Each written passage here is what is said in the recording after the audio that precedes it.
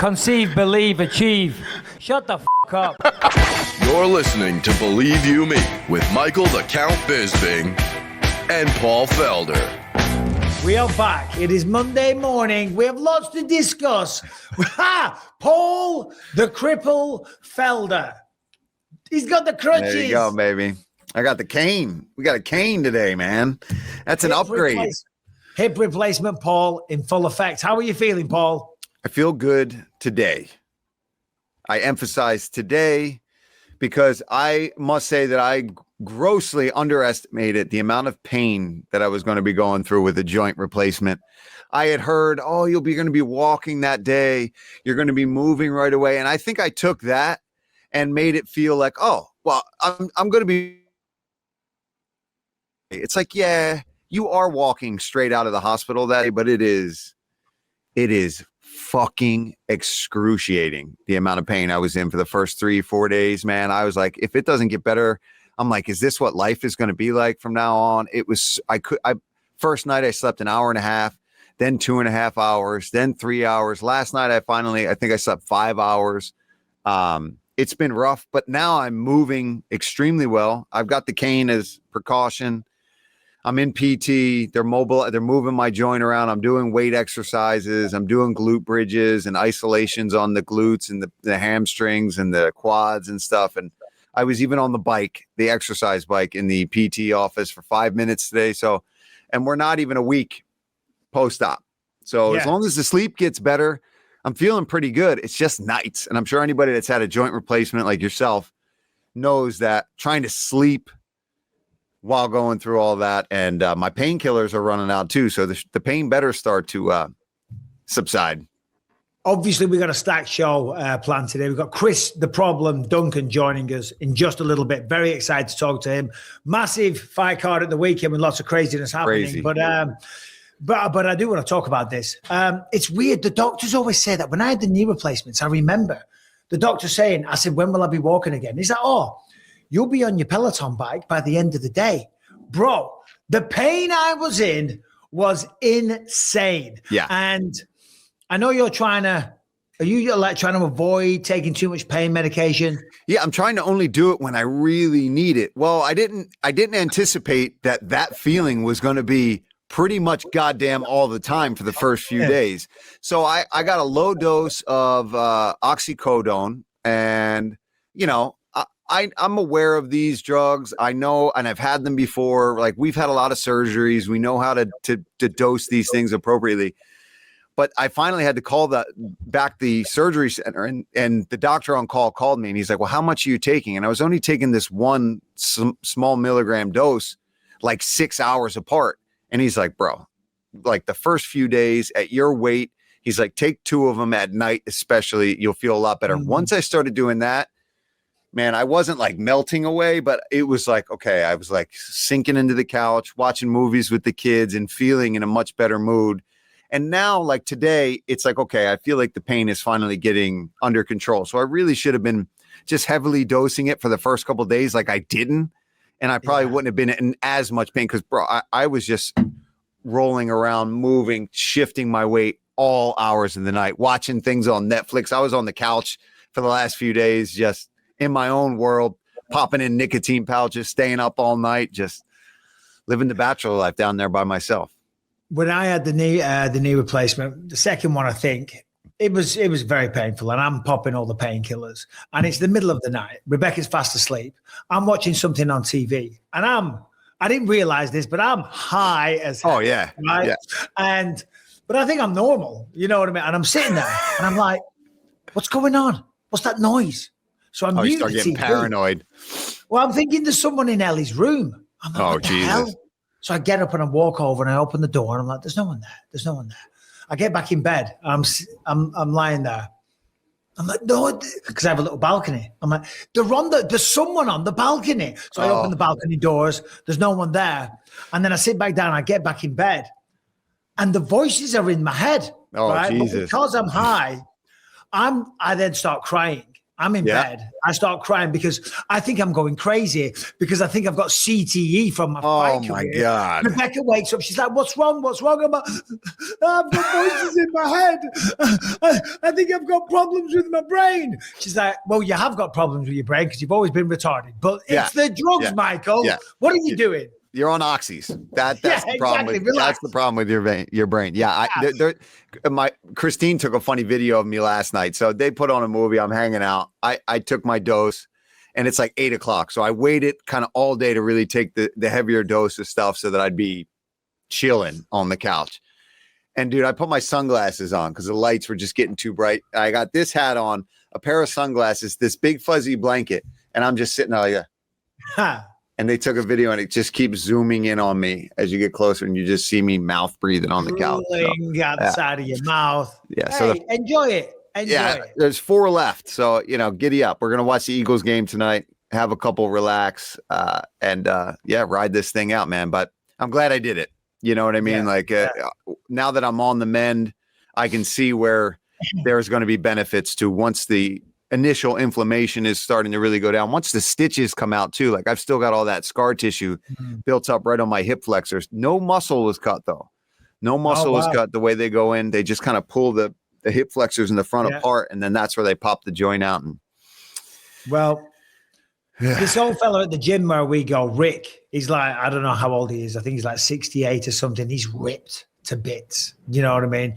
He had one 3 weeks ago. He's back in the gym. He's walking around totally fine. So, hopefully, not playing it down, hopefully a few weeks and you'll be. Oh, yeah. No. Jumping. I'm starting lifting tomorrow. I've been cleared to go to the gym and lift upper body as long as I'm in like any sort of seated positions where I'm not putting any kind of pressure. You know what I mean? Like I'm not going to be standing presses or anything like that where it's generated from the hips, but sit it on a bench doing push presses, sitting on the bench doing dumbbell presses and curls and like lateral raises and stuff. Just keep my sanity too. Like, me and you are the same. If we're not doing something, I start to lose it. And I've been spending a lot of time where my exercise is walking to take a piss, and it'll drive me nuts.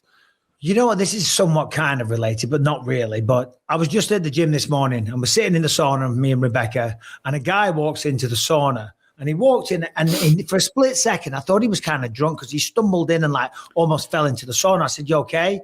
And it turns out he's got cerebral palsy. His walker was outside, but he came in without it. But he was a little unstable on his feet. And we got chatting, and he was a really nice young kid. He was like, I say a young kid. He's like early 20s or something. And he's had a shitty life, right? From what he was telling us, he was very open. He was an alcoholic. His father was abusive and this and that. He grew up in a shitty part of Long Beach and stuff. But now he's turned his life around. But I'm like, dude, the fact that you're in here, in the gym, working out, doing this, he's like, I need it. He said, it's the best part of my day. I need it for my sanity and stuff. And I'm like, but dude, look at what you're doing. Like a lot of people sit around and feel sorry for themselves. You've got cerebral palsy. You've got a walker outside and you're still coming to the gym and finishing off with the sauna. I'm like, you should be proud of yourself, man. It's unbelievable. Yeah. It just goes to show you, right, that once you get that in you and you start to find that as therapy, you can't live without it. You just got to get past that initial grind of forcing that to become a regular routine. And man, anybody that I've known, once they start to get fitness as part of their life, their mental stability starts to sharpen up. No depression. It changes so much. So a kid that's got that many struggles is still getting his ass up and getting to the gym. And there's people out there that are healthy as can be, but just are lazy pieces of shit. It's like, you guys got to get it. Just make it a habit. I'm not going to say she's a lazy piece of shit, but I swear to God, I have to drag Rebecca kicking and screaming to the gym. The whole time she was trying to get out of it, we did 4 different leg exercises today and 4 tricep exercises. And she's like, are we done? Are we done? Can we leave? I'm like, babe, Jesus Christ, shut up. You're driving me nuts. But at least you got her there. Anyway, as I said, we've got Chris Duncan joining us because he was on UFC 323, which went down at the weekend. Holy shit, what a fight, excuse me, from top to bottom. The prelims were phenomenal. If you missed the prelims, you missed some wild action. But we got to start with Merab Dvalishvili versus Petr Yan. Yan came out. dominated the fight. Do you think he won 49-46, 50-45? What do you think? Yeah, I mean, I thought it was a really close fight, but I thought it was clear cut that Yan was going to be walking away with that decision. As a matter of fact, I'm surprised he didn't finish him the amount of times that he hurt him so badly to the body. And what an adjustment for him too, right? You saw that happened in the Sean O'Malley fight. You know, that's where he's susceptible, and he attacked that liver so beautifully. And Merab's a hard-headed mother effer. You know, he's got a rock chin. It's going to take everything to rock him and be able to put him down. And he started to go after the body. And credit to Merab. The dude screams in pain from the body shot and then just stays on his feet. And anybody that's ever gotten really hurt to the liver knows that your instinct, every ounce of your soul just wants to go on the floor and curl up in a ball. And the fact that he was able to fight through that, run it back. I want to see that fight again. But yeah, it really was one of those fights where it makes you proud to be involved in the MMA world, to be an MMA fan, because it was brilliant stuff from start to finish, high pace, very technical, two guys giving it their absolute all. You know, there's a lot of like boxing purists out there that go, oh God, you know, that MMA stuff, all that grappling and whatnot on the ground, it's all kind of boring. You can't look at that fight and call that boring, man. No. That was ridiculous action from start to finish. Great work. But I had Yan winning. I think Merab won the first round. He was landing more volume. I know Yan got that one good shot that kind of wobbled him. But then after that, 2, 3, 4, 5, slowly took over. Defended most of the takedowns when he was taken down, got straight back up, got a lot of takedowns of his own, landed all the big damage shots, kicked him to the body, ripped to the body, kicked him in the head. He was just in control. He was cool. He was calm. He was calculated. He was a sniper, whereas Merab was throwing high volume and kind of winging his shots a little bit, but he gets away with that because of the wrestling threat. Yan was just cool in his face, tight guard, picking his shots, using that jab, switching stances beautifully. Just a world-class performance. Yeah, I mean, a bit of a masterclass, really, because for him to be able to go out there with the pressure that Merab brings and match it every step of the way, DC and Joe and John kept talking about how brutal that training camp for Petr Yan must have been, for him to show up in that kind of shape, to be prepared for that kind of style that Merab brings to the table. And like you talked about, he had an answer for everything. He didn't worry about he tried to defend every takedown, but if he got taken down, there was no hesitation whatsoever on, I'm going to sit here, take a minute to relax. He was able to match that kind of cardio pressure the whole time, get right back up. And I think Merab, as much as I loved it in the moment, the crowd went nuts when he did get that big hoist. He picked him up. He had him up in the air, and he was looking at Dana and waiting to get Dana's reaction. I think he gave away control that he could have had on the ground there, because then when he finally did slam him, Yan was already preparing, and he said, okay, you got me. Yeah. You got the takedown, but I'm going to be ready as soon as I hit Matt. My ass is popping right back up, and that's exactly what he did. But so obviously, it started off and Yan slowly started to take over. And I think I put a tweet out, or a thread, shall we say, because that's where the action's going on these days. I said, this is a great start by Yan, but will he be able to continue this pace for 5 rounds? Because that's where we've seen people fail. Now, what I'm about to say, I am not taking away from Petr Yan's performance at all, but it does beg the question. The 4 defenses in a calendar year, right? It takes its toll. Mentally, physically, the fights, the training camps, the pressure, the interviews, the everything, did that cause Merab to be a little less explosive, a little less powerful, a little burned out? What do you think? Yeah. Maybe. I think there's got to be an element of that, right? I don't care who you are, even Merab. At a certain point, you fight that many times, these 25-minuters, these grueling training camps, a guy that never seems to take a day off, never seems to slow down, your body's going to show a little bit of fatigue. And he still looked damn good. So the fact that he went out there and didn't look like he was just completely gassed or just overtrained going into it shows how much of an animal this guy is. But I am curious to see, okay, now you take a rest, you both go away, you come back again. What does that fight look like? And I think this is a rubber match that I don't think anybody is going to be upset about. I know Petr was maybe poking at him that he's got work to do, but I think he came out recently and said, listen, if they want it to be that he gets an immediate rematch, then of course I'm going to give it to him. Well, yeah, I mean, Merab called for the rematch, of course, because that's who he is and that's what he's about. And as a fighter, straight away, you're going to want to fight for the belt. I don't think that's the best thing for him. I think the best thing is, no, let Yan fight Umar Nurmagomedov. And if I'm Merab, and again, he's just not built like that, so he won't want to do this.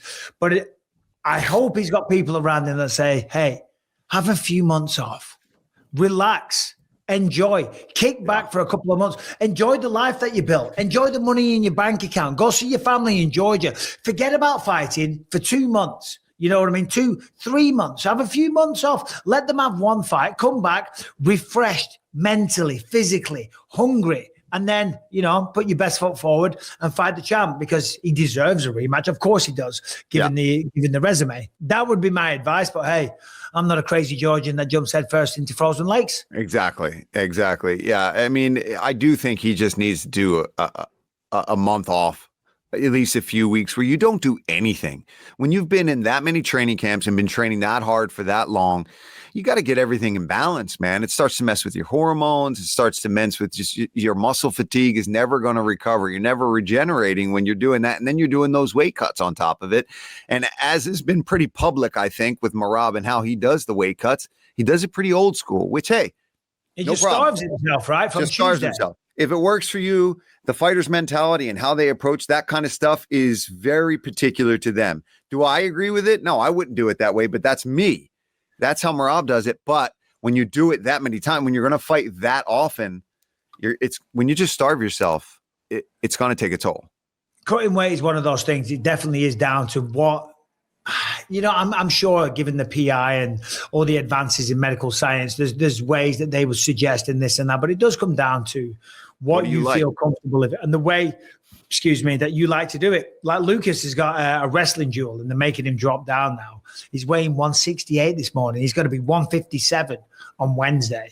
I'm like, oh shit, that's quite a weight cut, son. You know. So anyway, he's cutting weight and doing that whole thing. I'm not going to have him starving himself though. Simple as that. We're going to try and just do it the old-fashioned way. Sorry, the way that I used to do it.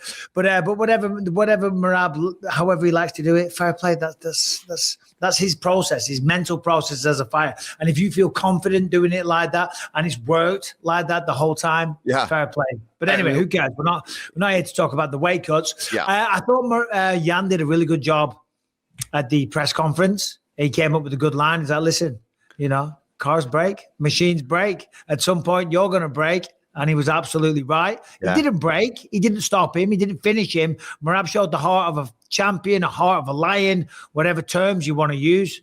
All credit to him. But Yan was the man. He was better. He was just better that night. He looked like when he first came on the scene and he was working his way towards that first title shot, everyone was saying, oh, this fucking guy is going to be the guy. This is the guy that's going to be a champion in this division, no doubt about it. And then he just had some setbacks. I think he had some injuries that clearly were affecting him based on how much better he looked now in his last string of fights versus before. Again, can't make any excuses. Everyone goes through that shit. But you could tell that whatever version of Petr Yan that was on Saturday, I keep hitting these headphones. It's going to be a problem. It's okay. You're in a... I'm a little out of it. You're out of it at the moment.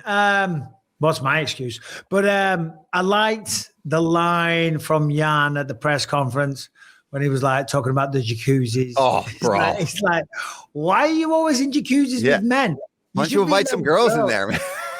and Merab just went quiet. He just went quiet. And I don't think that flies in the Georgian culture, those kind of insinuations. He didn't like it, and he didn't really have a good answer for it. And that people were all over the internet going, 10-8 there for Yan. And you got to agree, that's one of those moments where it's little things like that, especially you, right? You understand how that works as a guy that would really try to get in to the psyche of an opponent where when you land one that you know that they fucking had to eat that one where they're you got me. Then you got to fight the guy, and then you're like, what if this guy then beats the shit out of me? All these things play in a fighter's mind. I don't care who you are. These things sit with you. That one's sad. But you know what I love? I mean, there's a lot of things to love about Merab. But Brian, play that video that I sent you. It's Merab at his after party. And I love this about Merab. First of all, here he is in the ambulance. Hospital with my brother Aljamain Sterling, and then my brother drinking his Always gets the rum in. carbon. He don't play. I'm on the phone with my mother. Dedico. Talking to his mom. He's in a good mood. Now here he is in the club.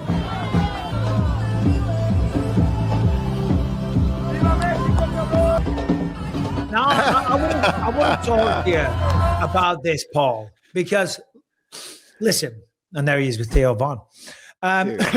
You gotta, you love it, man. That's how you take a loss. Yep. That's how you take a loss.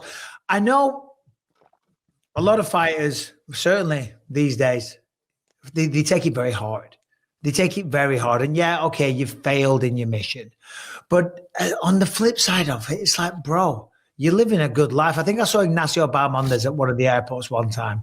It was like 6 a.m. and he was in there. He'd lost his fight. I think it was Baku. Fiziev. Yeah, it's when he lost to Fiziev. Yep. Yes, correct. And I saw him there and I went over. I'm like, dude, I said, don't feel down. I said, you're living the dream. You're traveling the world. You're getting paid good money. You're ever going to be in work on Monday morning at 8 a.m. dealing with some supervisor talking shit? Yeah, you lost this fight to Rafael Fiziev. There's no shame in that, but you're going to learn from it. You're going to get better. You're going to improve. And look at the life that you're living. And you see some fighters come out there on Monday morning and they're feeling sorry for themselves. And some of them are bloody crying. I've even heard fighters in the past talking about being suicidal because they've lost a fight. And it's like, get your shit in perspective. What are you talking about? Yeah. Dude, I feel like the old school guys are a little bit better at handling it, right? Because I feel like earlier on, right, like we expected that there's going to be bumps in the road. We were going to have to fight more fights to even get into the UFC. Now guys have 3, 4, 5 fights. Maybe they're on the Contender Series. They're in there before they've ever even really had a challenge yet, right? They've knocked everybody out. They've looked so sensational all the way up into their career. And then you take that L and it's like, oh, they really feel like that's it. The mission is over. And it's just MMA, man. That's just not how it works. You can take an L, go on another win streak. You can even take a couple L's. And if you're entertaining and you're putting on goddamn exciting fights, the checks are still going to come in. People are going to want to keep you around. The fans are still going to love you. I feel like it's a forgiving sport in the way that we as fans can let losses slide, especially when you're fighting up at the top level, when you're fighting these amazing guys and you put on a show. If you show heart like Merab did and you leave it all the F out there the way he did, that's why you got to do that, because then Merab can go to that after party and be like, fuck, man, like I tried to defend my belt 4 times this year and I fucking went to war. And he even said that on the mic, right? I wanted to entertain you guys. You know, he knew that Petr Yan was going to be better and he was going to be better at defending. And he fucking threw down with a guy who's a way better striker and didn't give a shit. Now, to be fair, Merab probably made, I don't know, $2-3 million at the weekend. Yeah, They're getting I'd be happy a lot too. of money these days, right? So he's got a lot to be happy for. But that, again, that's what I'm talking about.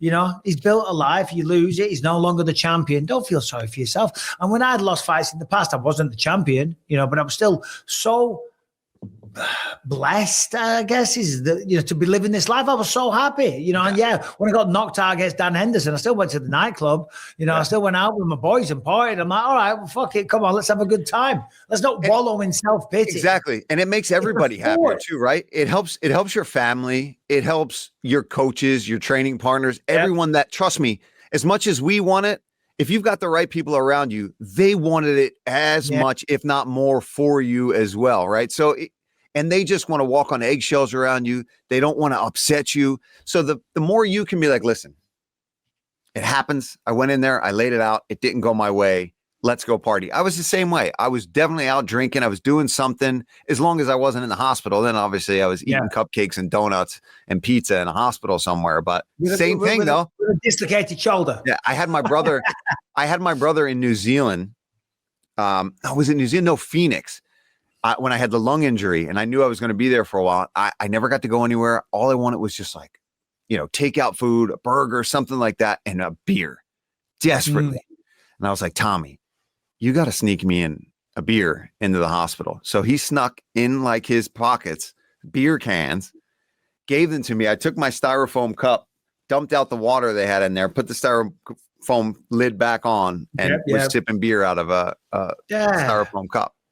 With my brother doing the same thing. We're just sitting there. They're probably like, smells like beer in here. Yeah, but hey, listen, fair play to both men, unreal. And I guess these people just care about losing fights. But again, as I say, it's a sporting event. 50% of the equation in that cage is going to lose, right? Yeah. And when you lose, okay, right, take responsibility. Yeah. You're gonna be that guy sometimes. You're gonna be the other guy sometimes. Don't get all down and like, all right. I was going to say, don't be crying about it and stuff like that. Just realize you lost, but you're going to come back and you're going to do better, unless you've lost 4 or 5 in a row. And then it's like, all right. Then it's tough. You're fighting for your job. Yeah. I mean, like Marvin Vettori, for example, has a right to be upset. And I mean that in a respectful way. Like when you're striving to get back on track so well, and it just keeps avoiding you over and over again. And you've lost that many in a row. And you know that your job is potentially now officially on the line. Those guys I feel for 100%. How many? Those are guys I feel. I think that's 4 in a row. 4 in a row and 5 out of his last 6. Yeah. And Marvin's a good fighter. Great, man. It's not like he can't fight, man. He's a tough guy. Delicious, guys. Delicious. These are that I'm eating right now. Vandy potato crisps, and they're part of a growing movement to bring back real food, the kind that our grandparents were raised on. Vandy Crisps, potato chips, whatever you want to call them, they contain just 3 ingredients: 100% pesticide-free potatoes, sea salt, and 100% grass-fed beef tallow. No seed oils, no mystery chemicals, just real food. And the best part is, hold on, the taste absolutely amazing. Snacking on Vandy Crisps is nothing like eating regular chips. You feel satisfied, light, and energetic with no crash, bloat, or gross, sluggish feeling afterwards. And because these chips are made with real food, they are more satiating, so you won't find yourself uncontrollably binging and still feeling hungry afterwards. Now, this one right here is my favorite. This is the French onion, but they also come in herbs de Provence and smokehouse barbecue. I love Vandy. You're going to love them. If you love Vandy, then you're going to love Massa chips also. Massa, Vandy's sister company, makes the most delicious 3-ingredient tortilla chips that I have ever tasted. You're going to give these a try. You will not be disappointed. Don't poison your body. Don't put chemicals in you. Don't put seed oils in you. Eat treats that are good for you, made with 3 ingredients. Ready to give Vanda or Massa a try? Use code BELIEVE for a massive 25% off your first order at vandycrisps.com or massachips.com. Don't feel like ordering online? Vanda and Massa are now available nationwide at local supermarkets like Sprouts. Stop by, pick them up, grab a few bags before they're gone because these are amazing. But anyway, Pantoja versus Van. Poor guy. Brutal shoulder injury. And there's a guy that's not feeling sorry for himself, brutal shoulder injury. What is all this, right? What is going on? I'm going on Twitter and all I see people. I mean, it looked like an elbow to me. It certainly was an elbow injury, but I'm seeing I saw Helwani and a bunch of people all tweeting about it and whatnot. Yeah, that's definitely an elbow. Now, when I saw the stuff about the shoulder, it's that bit there. I thought maybe, okay, it could be both, but there's definitely an elbow injury that occurred. I think something got lost in translation, like we were talking about before we even started the show. And then it got doubled down because Dana went on the presser afterwards and was like, no, it's his shoulder. It's like somebody told these guys it's the fucking shoulder. And we're all going, I'm not blind. I saw an elbow dislocate. Don't tell me I didn't see. And even John, DC, and Joe were like, wait a minute. I don't want to go against medical advice, but I'm pretty sure I saw. John was like, maybe a shoulder, but there was most definitely an elbow injury.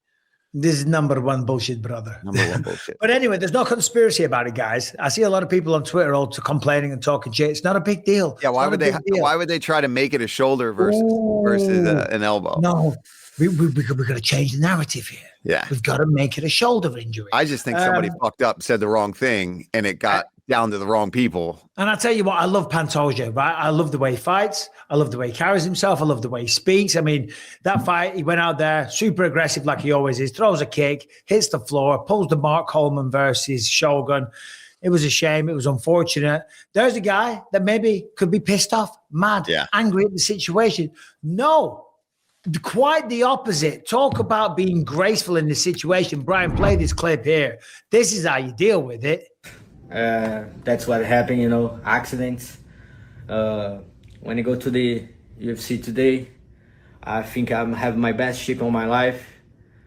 When I see Joshua Van out the other side of the octagon, I believe I can finish him in the first round. That's what I try to do. Best camp of my life, best catch weight, best everything, you know. I feel so comfortable in the octagon. That's my octagon. That's my belt. That's everything I did in my life, in my whole life to that moment, you know. And Joshua just came and win this belt. I talked with my wife about that. Like, it's not just about myself today. It's about Joshua Van, you know. Joshua Van, that's his destiny to win this belt tonight. And he just can win this belt with my injury today, you know. And I talk with God. God gives him the message. And I really believe in God and all the message. I pray a lot. And I want to work very hard. I work out very hard. All right, thanks, Brian. It was just that one line. You might want to pray that your shoulder heals up as well as your elbow. But it was just saying that's Joshua's destiny. It was his destiny to win the belt. And I just thought, when I saw that little bit of the clip, I thought that was beautiful, man. I thought, talk about, you know, just being graceful in defeat. It's beautiful. Yeah, and not just harping on the fact that, oh, he only got it because I posted weird, I dislocated this or that. No, he's a guy that understands that things are kind of written in the stars sometimes ahead of time, and this is the way it was meant to be, and this is his plan, and this is how he's got to move forward and figure it out from here. And hopefully everything isn't too bad for him and his injuries and stuff, because, my God, like, you feel for the guy. That sucks when that happens. And again, did Joshua Van catch the kick, prop it up, push him forward? It's fair and square. But I want to see Pantoja get his shot as quickly as possible. Now, if they need to go and put that belt on the line in the meantime, sit back, recover from your injuries. Whenever you're ready, you're the next guy fighting for that belt. No, hands down. Yeah, without doubt. I mean, I think it's pretty obvious they should do Joshua Van versus Tatsuro Taira. I mean, on fight too. He just took out Brandon Moreno for crying out loud in the second round. God. You know, did it kind of easy. He did it kind of easy. He did. I was hesitating to say that. He got caught in an inverted triangle. There was no real danger, but, you know, Moreno's going to try it. And then he dominates him in the second round and finishes him, brutally. So that's going to be the fight. They're talking about maybe doing that in Japan. Did you see that? Oh, that would be amazing. Dude, I said this on the TNT review show, and I was joking, of course, and I'm going to say it again here. Shanghai, Abu Dhabi, Saudi Arabia, Baku, Azerbaijan, Australia. Where else do we go? All over the place. If they do a fight card in Japan and I don't get to commentate on it, right? I say on TNT, I quit. I don't. I'm joking, of course. But Jesus Christ, I've always wanted to go to Japan, right? I started off doing Japanese jiu-jitsu. It's on my bucket list. I've been all over the world, but I've never been to Japan. And I would love to go with someone else paying for my flight, getting paid to go there, commentating the UFC, and then stick around for a bit afterwards. I'll be devastated if I'm not on that call. Well, Michael, I just hope that it's you and me, because if it is, I am doing the exact same thing that you are, because that is same as me. I always wanted to go there. I've never been there, and I'll do anything. I'll work like the weigh-in show for it if it means that I get to go to Japan. You know, I don't care what I'm doing to call the fights. I'd love to do color. Sure. You need me on the desk? We doing it there? Because if not, then no, I'm not going to Vegas to work it. The desk. We'll do a live Believe You Me podcast from some like weird karaoke bar. Yes. In Tokyo. Or maybe it's, I don't know, some like dancing girls bar or something. Somewhere with a bit of a vibe, a bit of fun. Or maybe from a nice, peaceful, tranquil garden. Yeah. Drinking green tea and hanging out. Yeah, we could do that. I'd rather do it at the karaoke bar. I think the other one sounds a lot more fun. Yeah, no, it does. It's more our vibe. But yeah, Tatsuro Taira, unreal. Commiserations to Pantoja. Commiseration. Well, no, not commiserations. Well done on a great career to Henry Cejudo. Fair play. Yeah, bro. That's how you want to go out. Yep. That's how you want to go out. 38 years old. All right, granted, he's lost now 4 in a row. That bit's not great. No. But going out against a young, hot prospect like that, fighting tooth and nail, swinging to the final bell, 38 years old, gold medal at the Olympics, 2-weight division champ, and showing up and not taking the easy way out, not quitting, not getting finished, not getting dominated, but putting on a bloody performance that reminds the world who you were. And if you look at him at 38, imagine him in his prime. You know, well done. What a career. Well done. I agree. Round of applause for that man on that performance, because I remember watching it and I was saying to my wife, who, she knows who a lot of these guys are. She's been with me for fucking ever now and has watched all these fights with me, knows all you guys. But I was just really reiterating to her, like, how good Henry Cejudo was, especially when he first came on and got that title for the first time, and the people that he beat, especially Mighty Mouse, in order to get there, and the level that you've got to be to win Olympic gold in wrestling. And he showed glimpses of that still. When he would scramble and find a way to get on top of Talbot, I said to her, I was like, see, that's shit that regular dudes are not able to pull off. And that's something that Henry Cejudo, when he's busted up, can still find his hips and find a way to end up on top and scramble into a good position. He threw the F down the whole entire time, got hurt several times. Did you lose? Yeah. But dude, like you said, you went, you took on this kid that is all the rage right now in the UFC and has shown unbelievable skills that are only getting better throughout that fight. And all you said you wanted to do was really have one performance, one last one where you really got to dig in deep and leave it all out there. Yep. There you go. You can't be upset about that. Look at this for we'll say a 5-fight win streak, or even 6. Wilson Hayes, Sergio Pettis, Demetrius Mighty Mouse Johnson, TJ Dillashaw, Marlon Moraes, when Marlon Moraes was on top of the game. Yep. And Dominic Cruz. I mean, GOATs. These are the GOATs of those divisions. Yeah. That is not an easy thing to do, far from it. So, yeah, fair play, well done. And Payton Talbott, holy shit, he looked phenomenal. Got takedowns on Henry. Again, I don't care if he's 38 years old or not. The fact that he got those takedowns clean like that was awesome. The striking was smooth as hell. He stood there. He went toe-to-toe as well. It takes 2 to tango, and he was all about it. So, big things for Payton Talbott. I eat all of my words on when I picked Henry. I thought he was going to be too much in the wrestling department, as we saw in the Raoni Barcelos fight with Payton Talbott. I'm wrong. This kid is ready to evolve.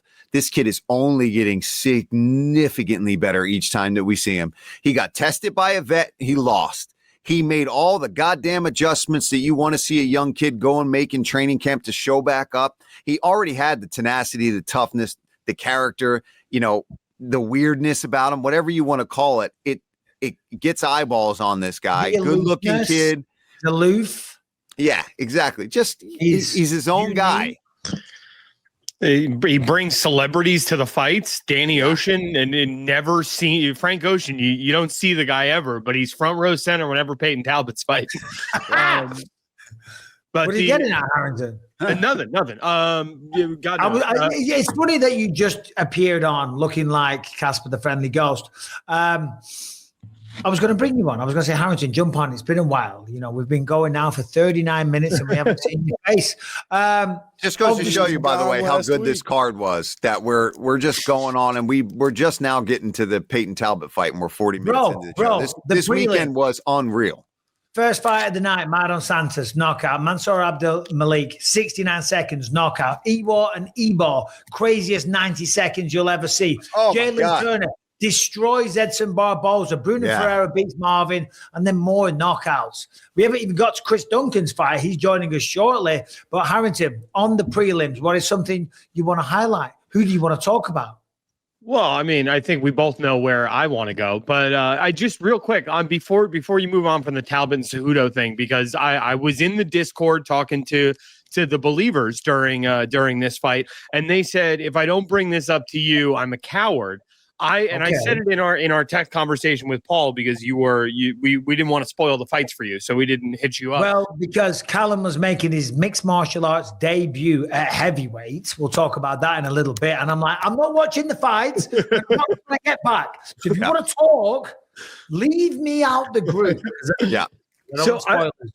I wanted to ask you for that for the Payton Talbott versus Cejudo fight. Did you get the sense at all that Talbott was letting Cejudo off the hook? Like coming into that third round, he did the like point thing, as in, I want to make it to the end of this round and then swing for the last 10 seconds. It felt like anytime he went to the body, he was severely hurting Cejudo, and he could have gotten the finish in there. But to me, at least, it looked like this was a guy respecting a vet, somebody who he's trained with before, and wanted to let him get to that final 10 seconds and get swinging and try to get a highlight. No? Nah, I don't buy that. Bad read by me then. My bad. Yeah, no. Listen, we're all entitled to our opinions. You don't have to run off and like a fart in the wind, Harrington. You can stay on and discuss. But I don't think so. You know, like all fighters, we want to get that finish, Paul. And who cares if you've trained with the guy, you have respect. If I can get a finish on this son of a bitch before the time goes, I'm taking it. I don't know about you. Yeah, I think those things appear that way sometimes from the outside, but when you're in there, I agree. It's tough to do that without then putting yourself at risk of getting KO'd yourself, right? I think that's where, from the outsider perspective, it's easy to think the guy that's been pretty dominant throughout the fight can just kind of lay off the gas and do it safely. Cejudo's throwing overhands and left hooks and winging shit all over the place. You do that and you try to let him off the hook. I do think he maybe towards the end got a little tired himself. I mean, the pace was pretty fucking insane between those two guys. And Talbott had really good cardio, but again, he threw a lot of shots, landed a lot of shots, and he's probably thinking he tried. I mean, he threw that knee straight up the middle, smashed Cejudo right off the chin, and somehow that didn't put him down. Yeah, because that was a fight ender trying right there. He hoped he was going to be level changing and land right on there, lights out. And he would have given him all the flowers afterwards, but I think he'd have rather iced him. All right. You just but I can see, how that could be visible because he didn't really seem to go for it after he called him out. But not only that, let him back out. It's like, it just, to me, when he hit that one hook to the body and you could see Cejudo like start to slump over, he never attacked the body again for the rest of that round. And it really felt to me like, dude, one or two more shots towards the liver. Maybe these are things then from somebody that's been in there a lot too. Maybe we don't notice that kind of shit either, right? Because I couldn't put myself in that situation. Even if I loved the guy, if I'm in there fighting him on the night, I'm trying to fucking kill you. And then I'll be your best friend right after and feel bad about it. But in the moment, I find that side pretty easy. I get it. I was just trimming out a little bit because nobody wants to watch the full thing of Callum competing on Saturday night. Oops, the file you were trying to share exceeded the attachment limit. Oh, bollocks. So he had a fight Saturday night. Didn't tell me about it, right? I didn't know. I love that he did that, by the way. Yeah, but and again, I respect it because he wanted to do it under the radar. He didn't want to make a big deal out of it. He just wanted to show up with his coach, have the fight, and then come back.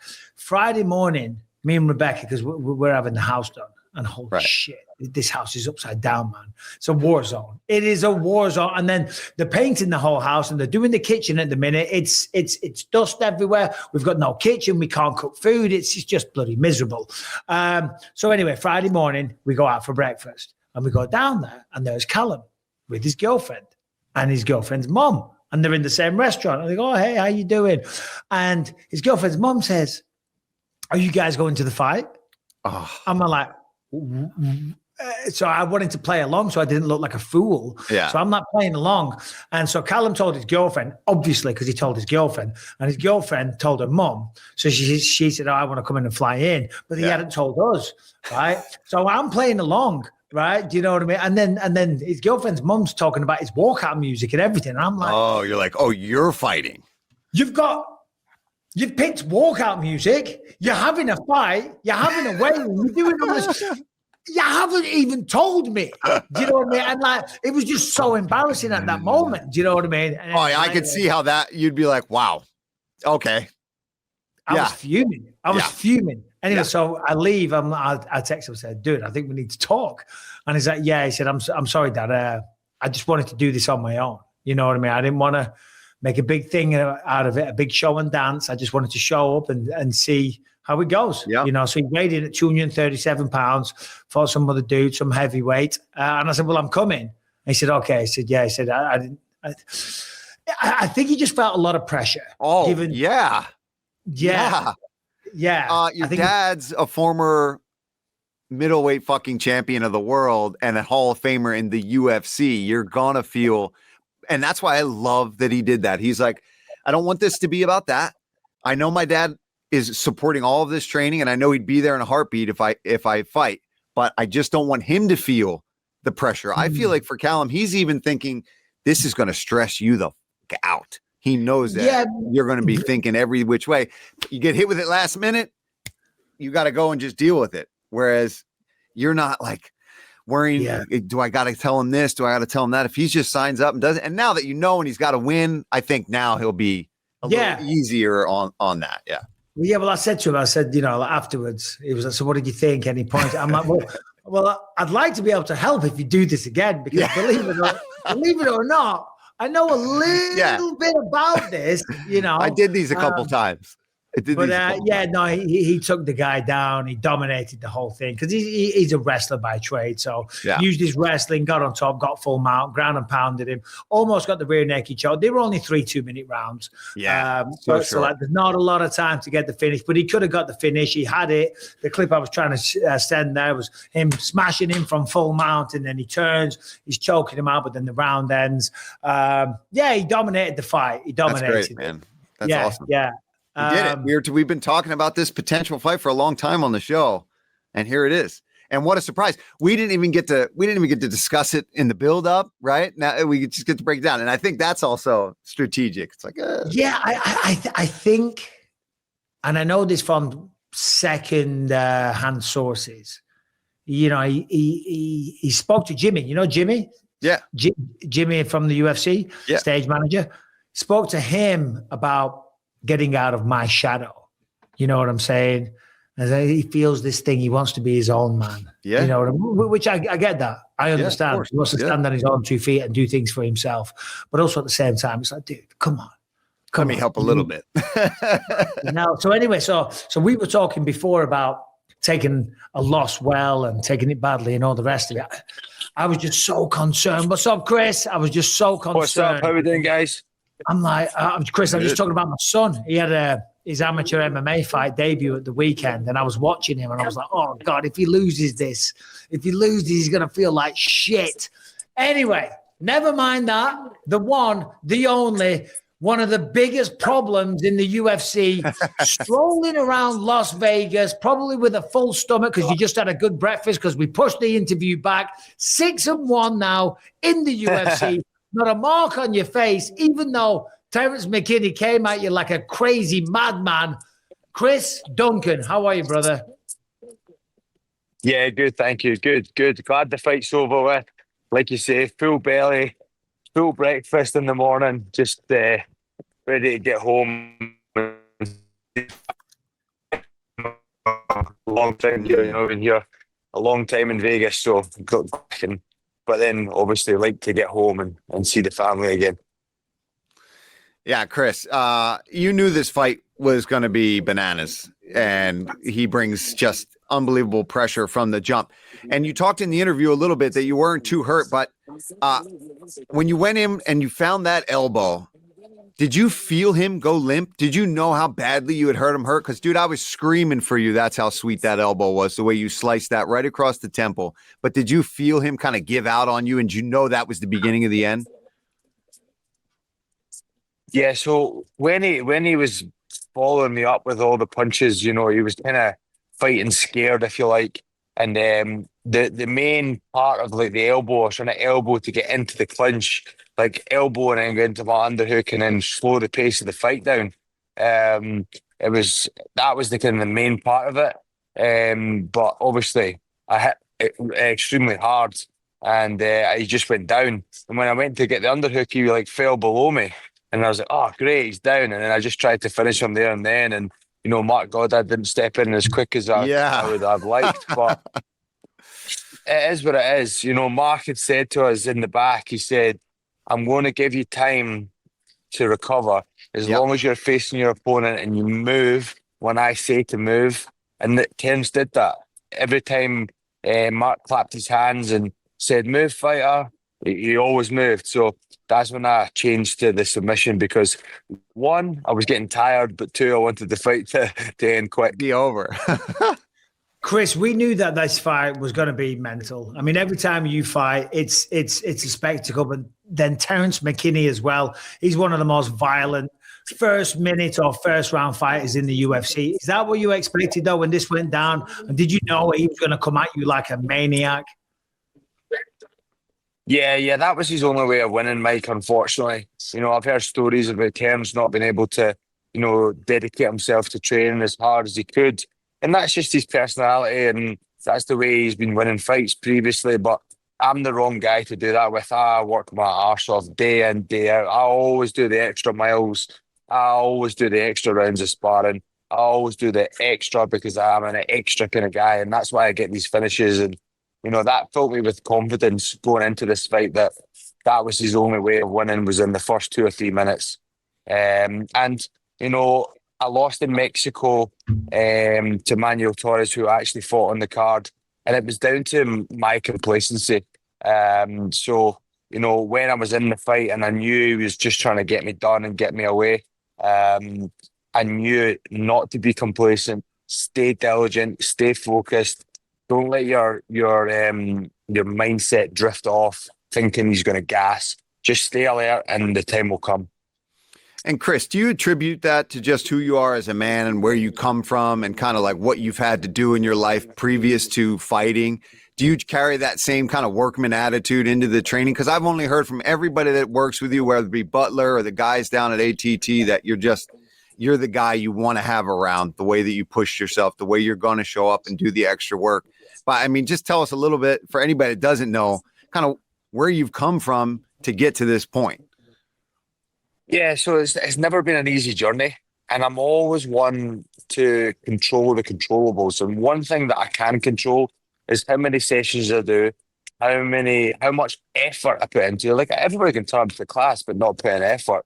That is something that I can control. And I found a lot of peace with standing behind the black curtain and the UFC staff shout, 3, 2, 1, walk. And you've done absolutely everything in your power to try and get the W. There's nothing left to do. I've left no stone unturned. And that's a dangerous man when you walk out there. And I've had that every fight in the UFC. So at that point, it's completely out of your hands. You've done everything you can. And that just fills you with absolute confidence.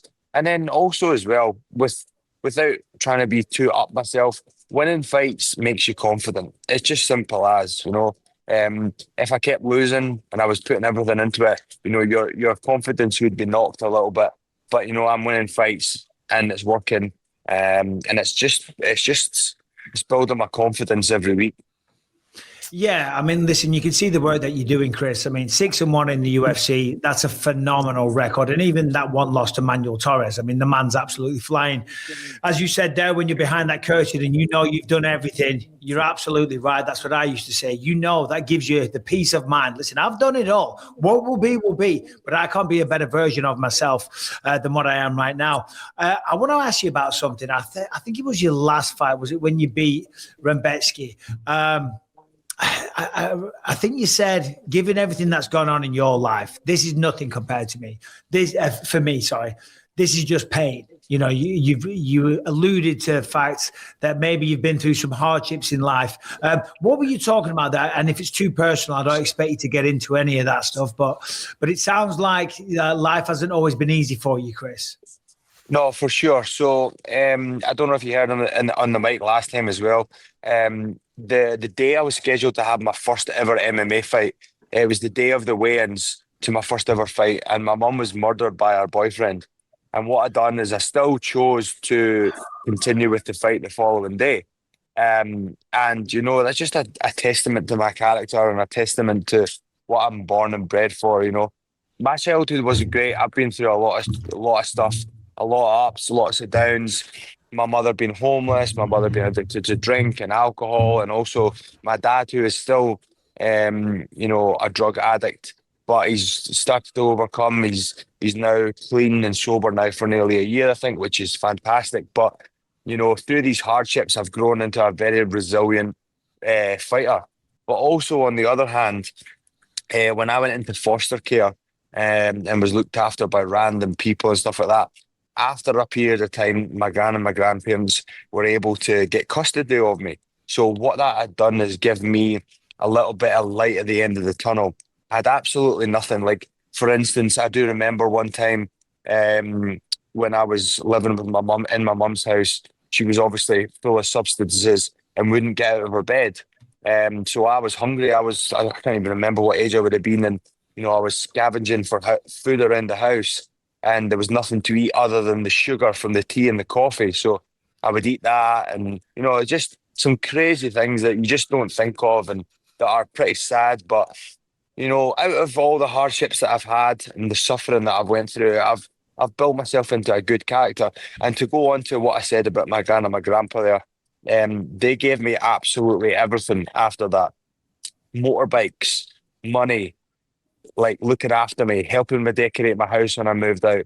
I got both ends of the stick, and I'm very lucky to have realised what is good and what is bad. And I think that's what's built me into the character and the man that I am today.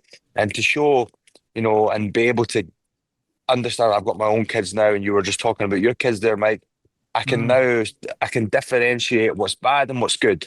And I need to, the one thing that I want to do is make sure that my son and my daughter do never go through what I've went through as a child, which is never going to happen. But that's the goal now. You know, I want to make sure that they're there and they've got their mum and dad. Unfortunately, I'm away making money, but I'm trying to provide a life for my family, and they'll know that when they are 12, 13, 14 years old and they get to go to gymnastics and do all these things, you know, that'll be a testament. And one thing that I would like to say as well, my daughter on her own half, she was never told by my wife at the time to say this, but she had told me she's proud of me, and that was off her own back, and that meant millions to me. I was in Starbucks and she brought me down to tears, which was fantastic.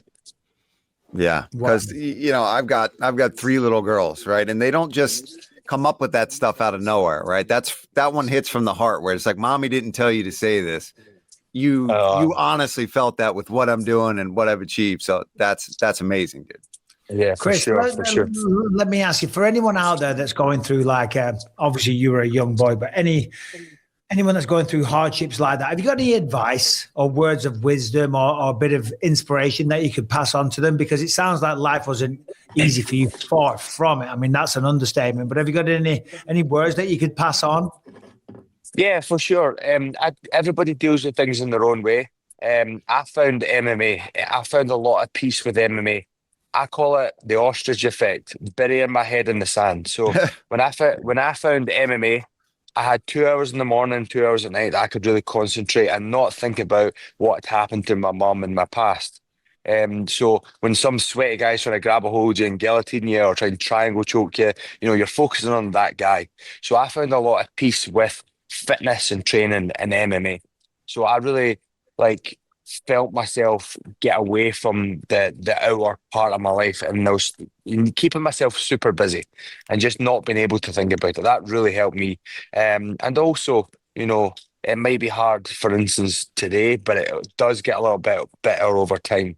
You know, I do get bouts of, I don't want to say being depressed, but because I take that word really lightly, I'm definitely not depressed, but a little bit lower than usual. And they come and go, you know, just like if you feel tired, you know, they do come and go, and you need to just be true and speak to your friends around about you. Yeah, no, absolutely. And I think we have a mutual friend. I think her name is Dana Commandatore. She's on Instagram anyway. She said that she knows you and used to work with you. Didn't go into any details or anything. Dana Commandatore. I think that's who she is on Instagram anyway. So I think she was a social worker or something. Dana. She's got what's her husband called? I should remember. Anyway, I can't remember her bloody name. The husband's name. But anyway, said you were awesome. Anyway, she was DMing. Oh, brilliant. Nice. Mate, Terrance McKinney, Mateusz Rebecki, Jordan Vucenic, who was a big deal and a massive prospect, Balaji Oki, and Yanal Ashmouz. Who do you want next? Because you've earned the right for a big fight next, because you're not only putting on these spectacular matchups, taking these people out, they're always exciting. They're almost all finishes. You know, you're not just a war machine. You're very, very technical. You put in the work in. If you could have your way, who would you fight next? I think a good fight for me right now, you know, I think top 15 is close, but not close enough that I can call a top 15 shot next. I think Jared Gordon would be a good fight. You know, big name, fought Paddy, you know, just beat Thiago Moses. He's a great guy to fight. Off the top of my head, that's maybe Jordan Levitt as well, you know, great guy, great opponent. I'm just looking for barners, to be honest with you. I'm looking for exciting fights and exciting matchups and to test myself. And the UFC is a big machine and they know what they're doing. But a Jared Gordon fight would be good. Big name. But I think he's been in the top 15 as well. You know, it's definitely good to test myself to someone like him. Yeah, Jarrett's a stud. That's a buddy of mine, and you guys would have a fun fight. No doubt about that. He's a really strong grappler too, good boxing. You guys, you talk about exciting fights. I don't mind that call out. I like that. No, for sure. All respect as well. Oh, yeah. Nothing personal, but I just think I've actually watched him a lot coming up, and I thought to myself, like, he's a great fighter. And, you know, the type of person I am, I like to test myself. That's why I'm at American Top Team right now, is because I'm getting tested every day. And just like with the fights as well, you know, that was a step up for me in regards to like kind of popularity. I thought it was better than I'm all round, but Terrance McKinney. But, you know, looking to get someone next like Jared Gordon or someone along those lines would be fantastic. Yeah, Chris, I'm just looking at your Wikipedia. It says that you're from, I'm pronouncing this right, Alloa in Scotland? Alloa, yes. Alloa. Yeah, that's correct. Yeah. I'm assuming that's a small place. Very small, yeah. So I'm very near a place called Stirling. So the reason why I wear the Braveheart tattoo and the face paint is because William Wallace is from Stirling. And that's where the Battle of Bannockburn was. And that's why I hold it near and dear to my heart, because obviously William Wallace is a kind of national treasure for Stirling. The Battle of Bannockburn happened with the English there. You know, it's a lot of history there. And yeah, we've got loads of monuments in that area of them, like the Wallace Monument and stuff like that. So that's kind of where I base myself. But I live in Alloa itself. Yeah, very cool, very cool. And the fastest sheep shearer in Scotland. Tell us about that, Chris. Come on. So John, I think's made that up, but I was. Oh, really? Because I mention it all the time. I'm not the fastest, but I'd won a couple of competitions as an amateur, as a shearer. I was also, believe it or not, on BBC One Man and His Dog. I used to run sheepdogs. So I used to do the sheepdog trials, and I was the Scottish young handler as well. So I won that, which is fantastic. But yeah, every time somebody brings up, are you the fastest shearer in Scotland? Man, I get ripped for it. Ripped. So how quickly can you shear a sheep? Around 3 to 4 minutes. Oh, okay. I thought you were going to say a lot faster than that. I got to say, that's pretty slow. Some of the guys can bang them out in like 31 seconds, but their lambs are a little bit. Yeah, no, have you not seen the videos, Paul, where they just go and then they're on to the next one? It's crazy. That's insane. Some people, honest to God, have done 800 in a day, shorn 800 in a day. Like my biggest day has been 300. People have done 800. That's so many sheep to shear. Holy shit. You're like, no wonder you're like, oh, you want me to go train for a fight? Fuck yeah, I'll train for a fight. I'm not shearing sheep. Exhausting. 300 sheep in a day. Yeah, for sure. You Scots are built different, man. I'm sorry, Chris. You're built different. No wonder you're strong as shit.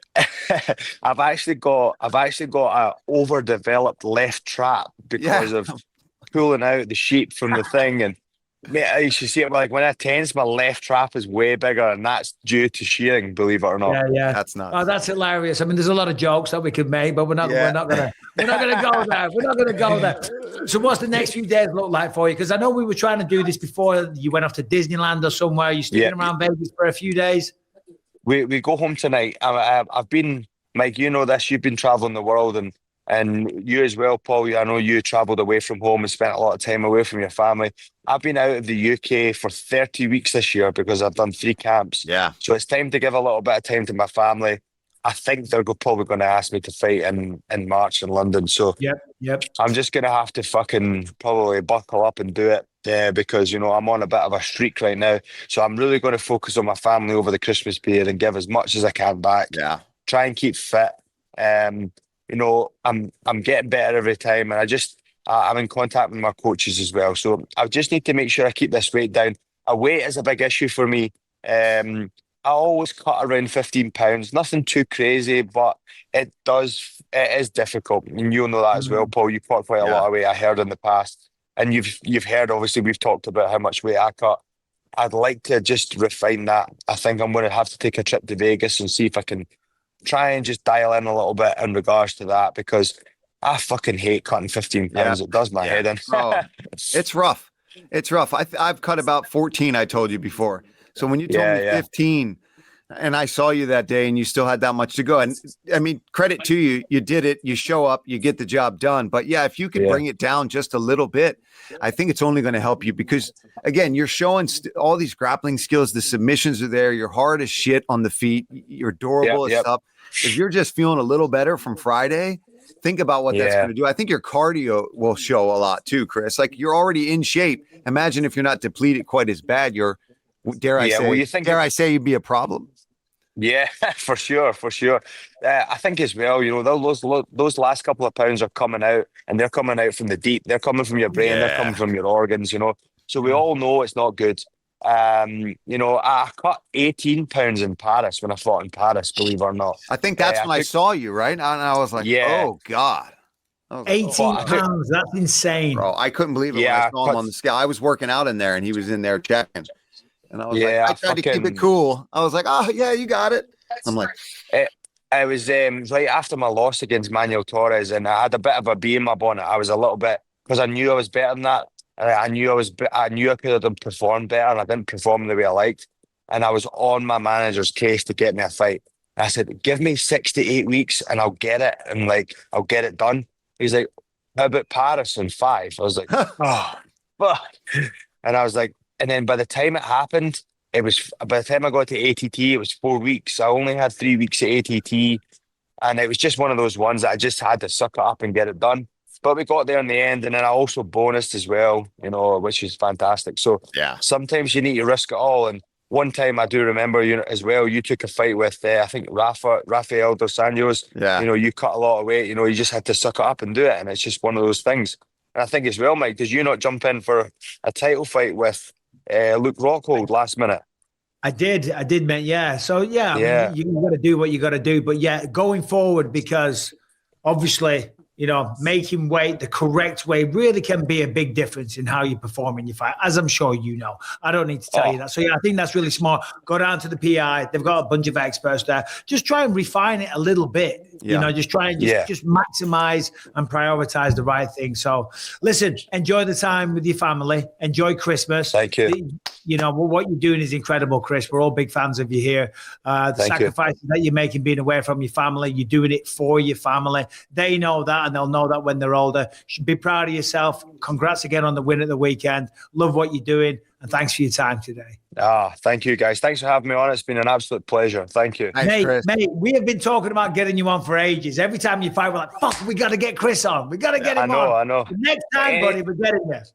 Anytime, mate, I'm more than happy to come on. You guys have looked after me, and you guys have been sound with me. So anytime you want me on, just hit me up, all right?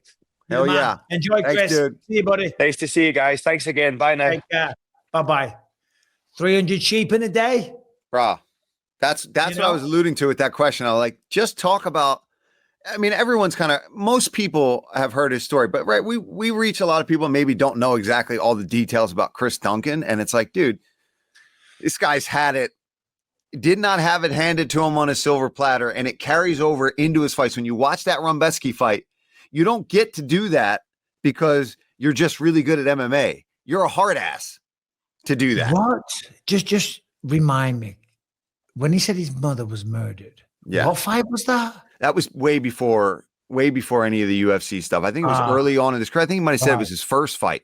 So he's like that's how he's been getting released. That's how he's been getting better upstairs. And then suddenly it's like, oh. And then as a young kid, searching for food and eating the sugar and stuff, like a lot of people, they sometimes like to exaggerate how hard their life was because it makes their story better. Holy shit, man. Yeah, he's not. Yeah, he doesn't seem like a kid that would do that. Nah, he's been through it. And I love watching him fight. Love him. But man, I've seen him the night before those weigh-ins, and he sucked out coming in at like 170 something. And I was like, holy shit. Like, because even on the Contender Series, I mean, what a war that was. And then he gets the knockout. He's come back from the brink of defeat a few times. And that's why we picked him. That's why we picked him too. We were like, if he can get past that minute, it's done. I remember watching it. I was watching with Christine and I was like, it's done. He got rocked. I was like, oh shit. He got rocked a few times. I was like, oh shit. He lands that one elbow. And I said to her, I was going to Callum's fight and I almost missed it because I said to Rebecca, I said, I've got to watch Chris Duncan versus Terrance McKinney. I said, I've got to watch that one. So I went upstairs. I jumped in the shower because we were at Lucas's wrestling tournament all day. Jesus Christ, man. 6 in the morning. It was a 2-day tournament from 6 in the morning, 7:30 at night. We got back on Friday, right?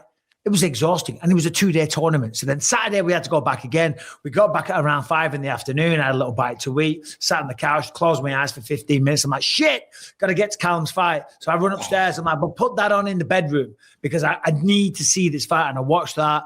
It ended, jumped in the car, drove like a maniac to the casino where he was fighting. And I'll tell you what, it was like, when I had my amateur fight, my first ever fight or whatever, dude, this was a bloody like a Vegas style casino. Yeah. And it was in a big, massive ring, a boxing ring, not a cage. And Callum's a wrestler. And it was a huge ring. I was like, shit, that doesn't favor the wrestlers. Yeah, no. And then there was about 1,000 people there. It was a decent little production. I'm like, dude, that was a real event. You sent the group text that little video and it's like, some of them are nice. And I throughout my career, I had a bit of both of those. Like I fought at a big casino in Atlantic City quite a few times, and that was really nice. But then, I took a couple amateur fights like in Pittsburgh and shit that are at some rec center where they like kids hockey league goes and plays and they put a cage in there and they're selling cups of beer and people are eating hot dogs. So it's like I had a little bit of both of that, but that's always much nicer when you're an amateur and you get to go to a casino. It feels legit. And it's good for a fighter too, to have those kind of experiences. Because in those shitty little places, you're fighting some guy that's maybe not that good. It just you don't get that same pressure as you do when you're walking out in a fucking casino. You're walking around that whole vibe. Obviously, I had to buy a ticket. Wow. I had to buy a ticket. Michael Bisping had to buy a ticket. Amateur MMA. Oh, well, because I just walked up. Lucas came with me. Rebecca couldn't come. She's like, was anybody like, holy shit? Yeah, everyone. All right. I'm trying to film the thing, and there's a guy asking for a picture as I'm filming Callum fight in the ring. I'm like, bro, give me 5 minutes. It's my son, dude. It's my son. I paid $65 to get each for an amateur MMA event. I was like, what the hell? Hey, $65? Okay. You know what, though? Power to you for giving back to the local scene. You didn't try to be like, give me the VIP treatment. That's good. No. Don't be silly. Don't be silly. I'd have been like, where's the red carpet? Harrington, yeah, exactly. That's probably why Callum didn't want me there. We're going to talk about your light situation going forward, Harrington. You got to change the setting. You got to talk about my ass situation right now is. Oh, is it shooting from the hip? It's not pain. It's not pain. It's just the tightness. Like I can't get comfortable on this shitty chair, even when we're doing it regularly. So now that's why you see me kind of trying to moving around, and grooving, trying to get comfortable. Harrington, don't worry, don't be offended. I couldn't care less. Every hour I'm supposed to move. It's just very bright, Harrington. I'm just going to stand up. No, stand up, Paul. Stand up. Take a breather. Take a walk. What do we got in the world of non-MMA? I know you've got some crazy ones. Let me just scroll down to this. Yeah, maybe kill one or two of those. Well, definitely going to kill number 2. All right, fair enough. Beloved Children's Entertainment. Don't even say it. Was listed as a finalist for Anti-Semite of the Year for her outspoken stance on the war in Gaza. I don't know what that's about, but don't put shit like that in the notes. We ain't going to be talking about that. But there's some good ones though. So give us one. I'll let the rest of them be your choice. I like the raccoon. there's a big deal with Netflix. I don't know. Take your pick. I mean, I think the raccoon one is, look, if we're just trying to break it up for a little bit, I think the raccoon one's probably the best. We've had some deep talks. Let's get a raccoon in here. So a raccoon broke into a liquor store, and rather than, look for like warmth and shelter, just got into the booze. Oh my God. Yep. Oh my God. Breaking he's bottles. hammered, dude. Yeah. And then He's here he hammered. goes. And then just does a little nap. Ain't no fucking way that's not AI, dude. Oh, it's probably AI. Ain't no fucking way. Brian. Probably, but man, that was you know what? funny. AI is ruining everything. I'm laughing at some videos all the time, and then I start looking at it. And I'm like, no way, this is real. Fucking way. That is the thing. The AI shit's just It's taking so good over. now. It's you can't tell anymore. Rebecca always spots it though, because I'm led in bed, right? And I'll go, look at this. And then she goes, Michael, it's AI. And I'm like, no, it's not. And I start defending it because I want it to be real. Yep. You know what I'm saying? And she's like, go to the comments. And you go to the comments. That's what I do. Straight away. That's what I do. Like, A good way to just get an initial tell is that it's going to be like formatted as an up and down video. And it's going to be cropped because all of these AI generators always watermark all their shit. So if it looks like it's like a up and down video and it's zoomed in, it's probably AI if something crazy is happening in it. Okay. Yeah, Harrington put in here number one, just a few days after it accepted an $87 billion deal from Netflix because they were trying to buy out HBO and a few others.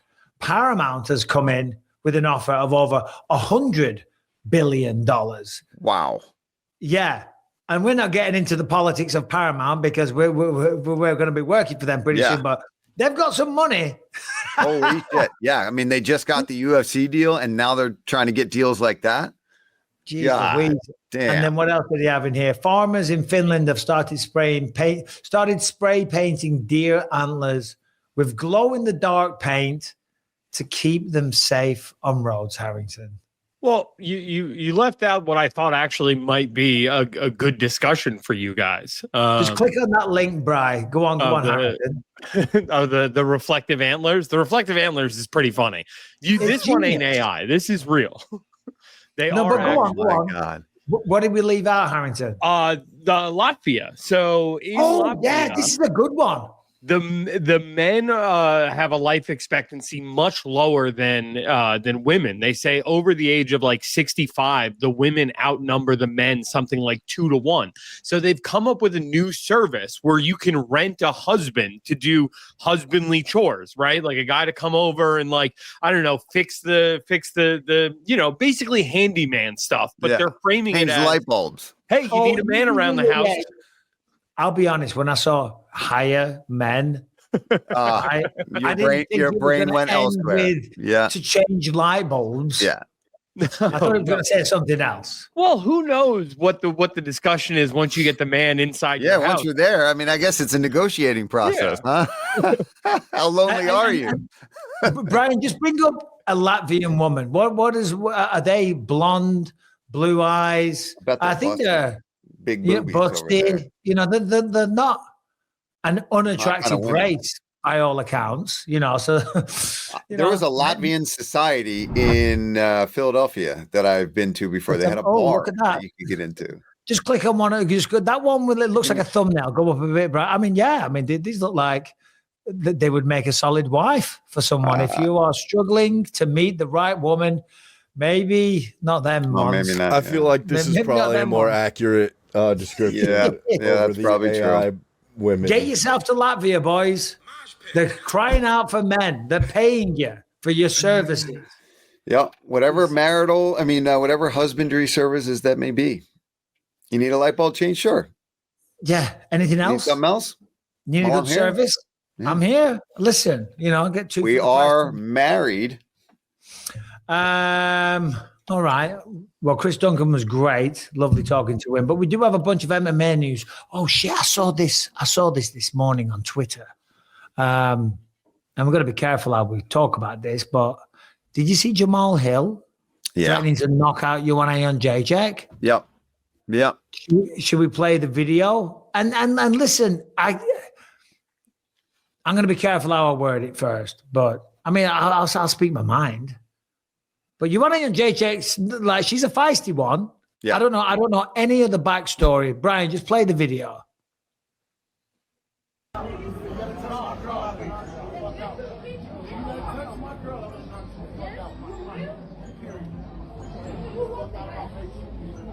So basically, Jamahal says, if you touch my girl, I'm going to knock you the F out.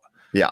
I don't know the backstory. I don't know anything about that. Has anything come out on Twitter, Harrington? Because obviously Jamahal Hill's going to get a ton of shit for that. But if a professional fighter is going to beat up Rebecca, I'm going to have something to say about that. And I'm not taking sides in this. I'm not, because obviously, for obvious reasons, you know what I mean? But if someone says they're going to beat Rebecca up, I'm going to be like, yo. You're going to keep your hands to yourself, otherwise we're going to have a problem. Maybe I wouldn't have said what Jamahal said. I wouldn't threaten to beat Joanna up. Yeah, I don't think I would have said that either. I agree with you there. But yeah, I'd be upset too. Like, hey, Christine's not a fighter. You're trying to beat her up, and you're one of the GOATs out there of women's MMA. I definitely wouldn't be happy about that. But I really want to know what went down between them too, right? Because she's not going to go and get into a fight with Joanna in any kind of situation. What happened there? Was it Joanna that was being aggressive to that girl? Was she doing something that pissed off Jamahal? Like, I need to know what the backstory was of all this. I'm curious. I was trying to dig earlier and I didn't get any answers.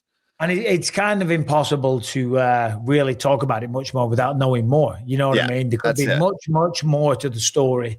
So, but on the outside looking in doesn't look good. No, it's not what you want to be on tape saying. You don't want to be in those kind of viral videos. That's not the fun stuff to be involved in. It's nothing good. No. And for Joanna too, it's like, that's not, you don't want to be involved. Like, are you guys drunk? Is everybody drinking? And then you're out threatening people. It's not shit you want to be wrapped up in. No, it's not what you want to be known for either. You just don't want to be associated with that one at all. But again, if someone's a professional fighter's threatening to knock Rebecca out, I'm gonna step in. I wouldn't have said that, but I would have been like, yo. Not while I'm here. Back up. But I wouldn't have said that. Harrington, what else have we got? Well, I saw Robelis Despaigne knock out Sam Alvey in terrible fashion. God. Yeah, like 4 times. Brian, number 10 on the MMA news. It was a bad knockout. And do you know what? Sam Alvey, the way he knocked out Tyrone Spong, unreal. Fair play. And he's had a good run in karate combat from what I understand. But this was always going to kind of go down like this. Gets dropped there by Despaigne. Takes a few more. I mean, fair play to Sam Alvey. Number 1 for taking the fight. So he does that. Well, he was the champ. Keep it going, Brad. Keep it going, because the best. He gets head kicked too. Yeah. Yeah. So he's there. He's definitely, the ref could have stepped in. Yeah, that's it right there. That wobble for me is it's over. Like, look, and Sam's going to get up and go, but he didn't need to take these. And he takes more shots there, but listen, he doesn't stop the fight, right? He lets him back up. Sam's going for the leg, and he got the takedown by the looks of it, and he lets him back into it again. And so this is the one here. Hold on, Harrington. Boom. Even though he blocked it, he got through. Sam's got some balls, because Despaigne's massive. Yeah. He's got ridiculous knockout power. And I was like, when I heard about this one, I was like, shit. Yeah, and you can't MMA him. Right, Sam. So I included I just put a video in here for Brian to pull up. It's Sam Alvey speaking on the situation himself. Want to see if you guys want to, respond to Sam's take on it. All right, fellas, this video is going to be a little hard to post because, well, it's me getting beat up. But the referee is taking way too much trash talk from everyone. Before the fight night ever started, the referee came up and introduced himself to us. And I told him, I said, listen, this is the title fight. I'm aware I can take a butt kick, and please let my butt get kicked if it's going to happen. Don't stop it early. And he didn't. He let me get finished. He let me go out on my shield, and I am proud of him. It is how I think all referees should ref. And if you look, I blocked this kick, which means I read the kick was coming, I got my hands up, and I blocked it. It just also means He kicked through it. Oh boy, was a big dude. He kicked me round one in the leg, and it kicked my leg out from under me. I wasn't expecting that much pressure to hit, and it hit, and it was just shutting of how much power he had. Well, I mean, listen, fair play to Sam Alvey. Love the attitude. He's great. Yeah. But there is a but. Fighters need protecting from themselves. We talk about this all the time. Listen, I love it. Sam's great. He's a warrior. He's got balls. He's got giant balls going in there against Despaigne. But the ref's job is to protect you. And you are going to say that because we always say that. But still, when you get dropped multiple times. Yeah. I'm going to be honest. I didn't dislike Sam Alvey, but he was never like, this guy smiling, all this kind of stuff. Since he has left, though, and I've seen him in this karate combat shit, and I've watched some of his shtick that he puts out there in these breakdown videos. He cracks me up. I'll be completely honest with you. I would actually not mind Sam Alvey if he was ever back, which he's not. I mean, he's doing his own thing there, but he's a tough son of a bitch. There's no doubt about it. But that was it. That was rough. Some other news. I saw Khamzat Chimaev did an interview with Brett Okamoto. Said he wants to defend the belt one more time, and then he's moving up to 205. To 205, which kind of makes sense, I guess, because when were you in Baku? Not Baku. What am I saying? Were you in Doha? You were in Doha? Yeah. I saw him in the cage with Arman Sarukian. He looked massive, gigantic, right? He looked huge. He did not look 185 pounds. He looked massive. But he's also saying that he doesn't want it to be against Nasruddin Imavov. Because he's from Dagestan and there'll be a lot of drama and they know each other and they're kind of friends and all the rest of it. And I'm not suggesting that Khamzat is the type of person to be ducking him. Right. But it's tough shit if you know each other. You've still got to fight. You know what I mean? He's the number one contender. Yeah. And if I'm him, I'm thinking, does Nasruddin agree with that? Because he has wanted nothing other than fighting for that belt. So is he willing to not fight you too? Because if it's just on your side, if he's willing to fight you, I don't care where he's from. Yeah, I agree. You got to fight him. It'd be different if you both were like, no, we don't want to fight each other. But I'm telling you what, Nasruddin Imavov, I'd be surprised if he's turning down any opportunity, even if it's Khamzat. He wants to fight for that belt. Yeah, I mean, he's Dagestani, but he's also French. And that's just the way it goes. So what? So what? You're from, we call it Russia, if you will, and he's Chechnya. Jesus Christ, you got to fight even if you're on the same team. Who is it that's on the same team and they want to fight each other? Who is that right now? Oh, Pantoja. Well, it was Horiguchi calling out Pantoja. Yeah, exactly. I love that. They're bloody teammates, for crying out loud. Yeah, they've helped each other over the years, multiple times. He wants what Pantoja has. Well, Pantoja doesn't have it anymore. All right. Anything else, Herringbone? Well, yeah, I mean, we got some gigantic fight announcements that I don't think we got into yet. Hooker's back. Hooker is back. Quick turnaround for him. He's going to be fighting Benoit Saint Denis on the same card as Ruffy versus Fiziev, and Tai Tuivasa didn't fight at all in 2025. Makes his return in 26 against Taliesin Teixeira. That is that's the card that's down under. I believe it's 325. Yeah, in Sydney. Yep. So 320. Houfi versus Benoit Saint Denis. No, Houfi versus Fiziev. Oh, sorry. Pardon me. Well, that's a great fight as well. Yeah, Hooker BSD. Hooker, Benoit Saint Denis. Holy shit, that's a great fight. Taliesin Teixeira, Tai Tuivasa. Kind of makes sense. That'll be it's someone's going to get knocked out nice and quick in that one. Simple as that. Good to see Tai Tuivasa back. He's always fun. Anything else? Charles Oliveira. Yeah. Charles Oliveira, Max Holloway. Yeah. I mean, is that a surprise? Was anyone shocked? No, but just glad to hear it with everything going on. Happening in March. Why?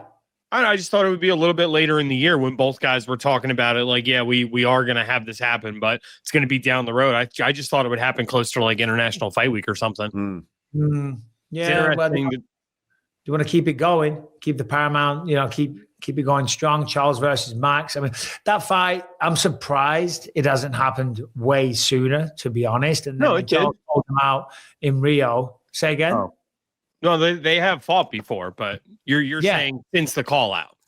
No, yeah, I'm saying since the first fought, and because it was non-event realistically, because Max even said at the press conference, we've got unfinished business. And then a reporter said, what do you mean unfinished business? It's like, what do you mean? What do you mean? The fight didn't even really start. And then it was a weird esophageal injury.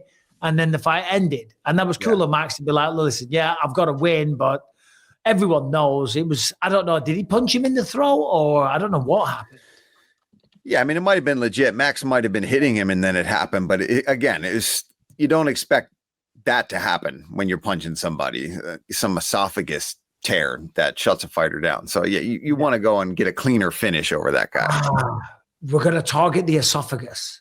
Said nobody ever. You know what I mean? Target the esophagus. All right. I gotta stand up. One other. This better be good, Harrington. Paul's in pain.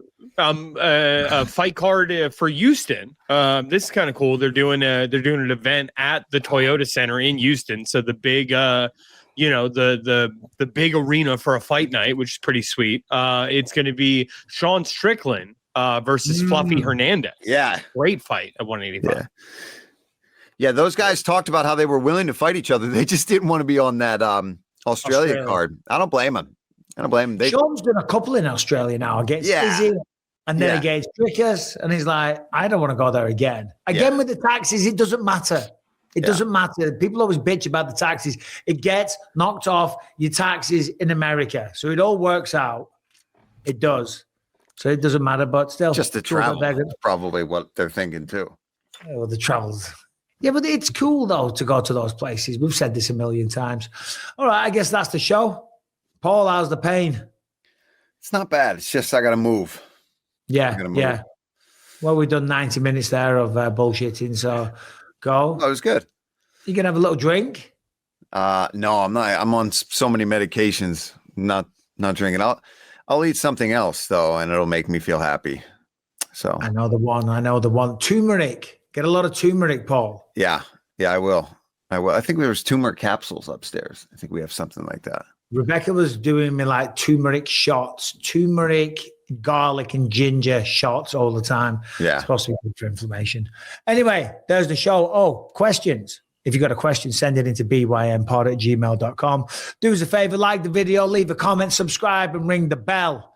If anyone ever does do that, I'll send you $1,000 because no one's subscribing. Listen, bullshit. And ringing the bell. What's that? We're not paying you, but definitely ring the bell. Ring the bell. Ring for free. Ring it for free. I dare you to ring a bell. What do we have, Bri? So we got a couple questions today. As long as Paul can handle them. Yeah. I'm good. We got this one from Doug Norton. Hi guys, my question is for Mike and for Paul, and it's all about champions. So recently we had Bilal Muhammad winning the welterweight belt, and then he goes to defend it and loses it immediately to Jack Della Maddalena. He wins the belt, goes to defend it, loses it immediately to Islam Makhachev. And then in the past, you had people like Sean Strickland, won the middleweight belt, went to defend it, lost it immediately. And people like Conor McGregor, back in the day, wins the featherweight belt, doesn't even bother to defend it even once. On the other side of things, you've got people like Anderson Silva, Amanda Nunes, who've had loads of title defenses. So it just got me thinking about what a sort of true champion is. I mean, anyone who gets the belt is just, a hat goes off to them. They're amazing fighters, and they all deserve it. But is there a distinction to be made between a sort of champion and a true champion? Do you need to defend a belt at least once to be considered a true champion? Love to know what you think about that. And thanks very much. Been a believer for 7 years. It's the best podcast ever created, probably ever will be. So hats off to you guys and to Harrington and Brian. Keep up the good work. Well, thank you very much for the kind words. I mean, as someone little glazing, and did defend the belt one time. They generally do say to be always considered a champ, you're going to have at least one defense. But regardless, winning a belt is a huge accomplishment. But I did defend it one time, so I'll stick with that line. You got it in. You got it. I got it. I am a guy that, and listen, I never got it. I never even got that belt. But as somebody that's fighting for them, and when you win it, even as a champion, you think every champ that's ever won the belt for the first time, they're all thinking that same thing. I got to go and at least gotta hold on to this one time to really feel. And I think he's right. I think there's distinctions to champions, no doubt about it. There's guys that have won the belt, and that's fucking amazing. You conquered your division, you got to the tippy top. But a real champion is somebody that we're going to be talking about because they've defended the belt multiple times, and then great. You know what I mean? I think there's just levels to it, of course. Yeah, guys like Anderson Silva, it's just stupid how many times some of these Demetrius Johnson, Islam Makhachev, all these people that go on these tours, it's just insane. And again, there's no disrespect to Bilal or Jack. I mean, Jack goes up against Islam, for crying out loud. The welterweight division's on fire. So I think it just shows you too. Nowadays, it's a little bit more rare to be able to do that because of how good the talent pool is in the UFC fighting for these belts. It ain't easy to even defend it once. Yeah. No, well said. Brian, what's the other one, please? Good evening, Michael. Good evening, Paul. Good evening, Harrington. And good evening, Brian. I am backstage at Ronin Fighting Championship. So the show that's hosted by our good friend, Mr. Jeremy Bailey. And we were discussing how you're now in America and that we wondered what about England that you missed. So obviously we realised that you miss your favourite ring announcer, me, Mr. Andy Sledge, and you miss your favourite friend who's in there, rapping hands, Mr. Jeremy Bailey. But what else about England do you miss? Is it the food? Is it the fight shows?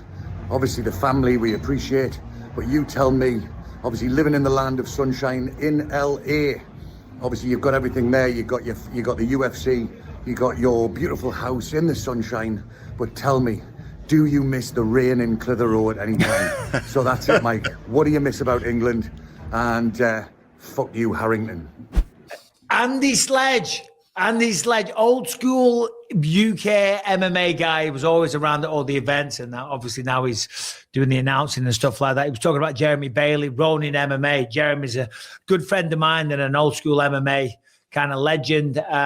Jeremy kind of embodies what I miss about the UK. It's the people, it's the character, it's the sense of humor, it's the fun. I miss the grit. I miss... Yeah. You know what I'm saying? Like, California's great, and it is, and people love to talk shit. Yesterday we were walking the dogs. It's December. Like, in Celsius, it's like 28 degrees. It's still in like 78 degrees. You know what I'm saying? Yeah. I'm like, people talk shit. Not here. It's not high, but, look at this. You know what I mean? But I do miss just the realness. You know what I'm saying? The food, the people, the pubs, not the weather. But just the realness of people. Yeah, I think you said it there with the characters, right? The fact that those, like your hometowns, if you're ever too far away from that, that's the shit that you miss, is those, especially where you grew up. It's a specific part of England with a very feel to it. And you talk about all the castles and shit like that. It's just, you're not getting that in any other part of the world, literally. It's great, but it's boring. Yeah, well, it's too perfect, but still, Cry Me a River. Jeremy Bailey, we got to get him on at some point because he is a character, and he's got quite the story that I'm not going to go into right now because for obvious reasons, I'll tell you off air. But anyway, that's the show, ladies and gentlemen. Thanks for watching. Subscribe and ring the bell. We will see you soon. Goodbye.